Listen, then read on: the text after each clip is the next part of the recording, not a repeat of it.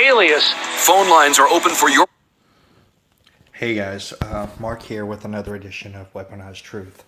I have to say that, I was on Twitter for a while, and I pretty much stopped getting on Twitter after a while. It's just not really my thing, but I have to say, considering that this is Donald Trump's primary form of communication, I definitely had to get back on Twitter. And one of the things that I've come across on Twitter is this guy named Jay Sekulow has this show over here on Periscope that I think a lot of you guys might really dig. He broke a pretty incredible story today that I was going to talk about.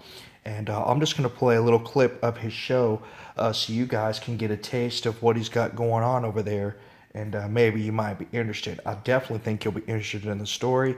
But I like this man's channel. I think it's pretty decent, and I think you guys might like it too.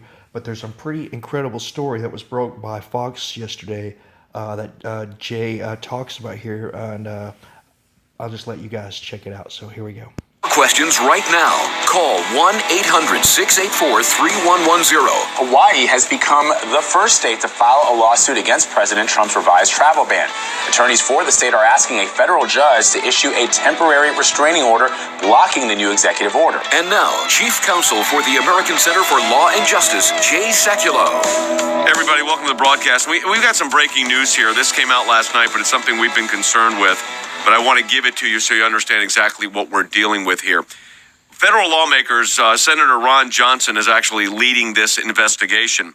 And that is an investigation, the possibility that senior Department of Justice officials interfered with a terrorism probe that was underway by the Joint Terrorism Task Force right before the election about an Iraqi national that came into the United States through the refugee program, but it was determined that this particular individual had actually been an insurgent against the United States forces in Iraq.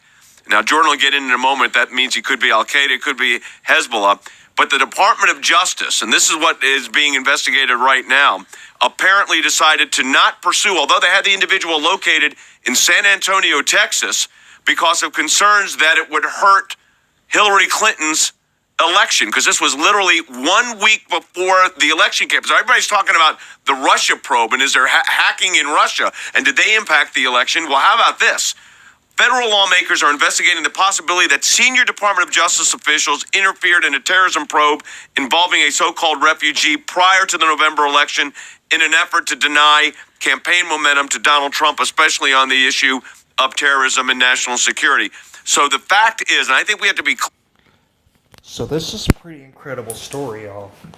What they're saying is they had a terrorist inside the United States who had fought against the United States, very openly admitted it. And they had him tracked down in San Antonio, Texas. And they decided to give him a fake name and refugee status and let him stay in the country. And now nobody knows where he is. And to make matters worse, they specifically state that they did this to help Hillary Clinton win the election.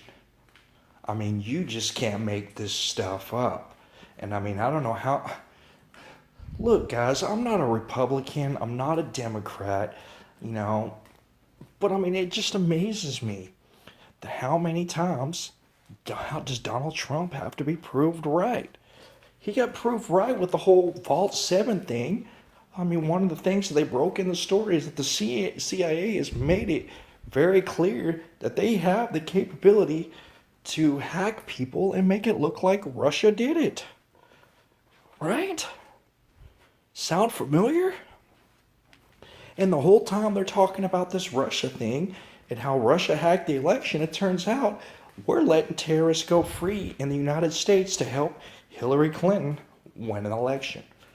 And I find this very curious that this happened in San Antonio. And here's why.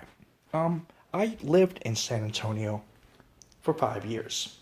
And in case you don't know it, the cartels actually do have a fair bit of influence on some things in San Antonio.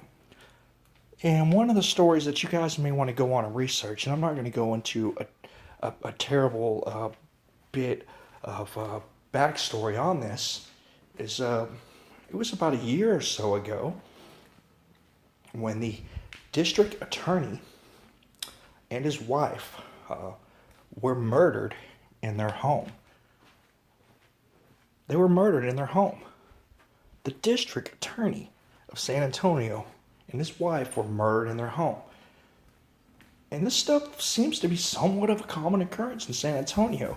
And it's always been my personal belief, as someone who was a resident there for 5 years, that this may very well have something to do with the cartels.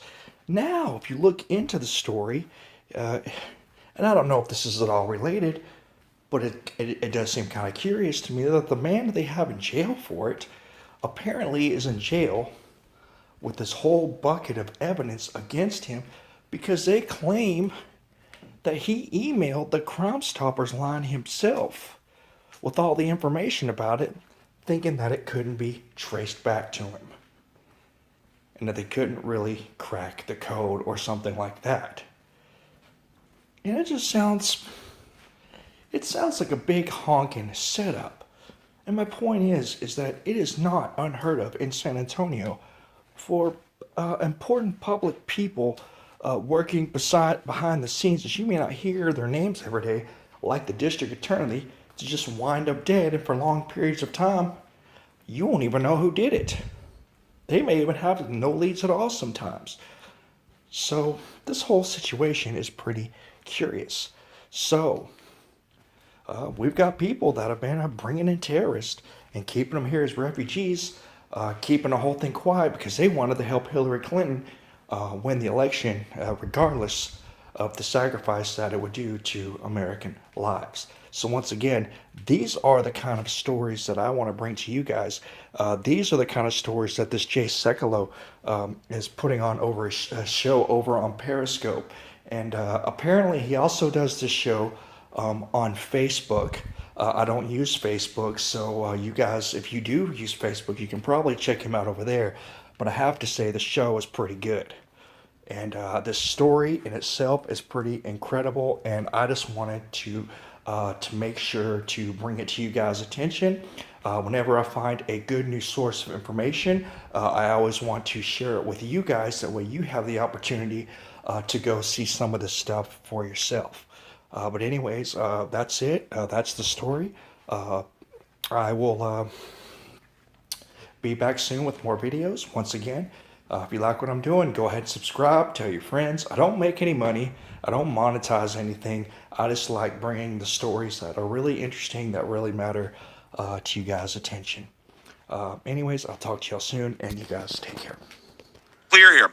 This is in the investigative stage right now.